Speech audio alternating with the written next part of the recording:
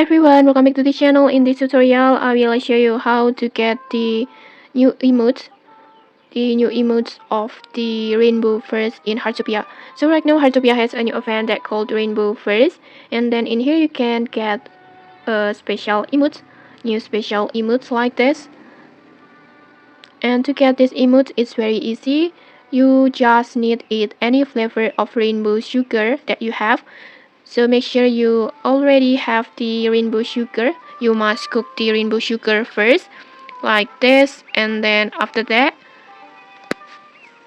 this rainbow sugar like this, rainbow spark or rainbow heart like this. You can, and if you don't know how to cook this rainbow sugar, you can just check the tutorial link in the descriptions to watch the tutorial. And after that, just simply add this rainbow sugar. Just tap on it like this, and just like that, you will get the new emotes.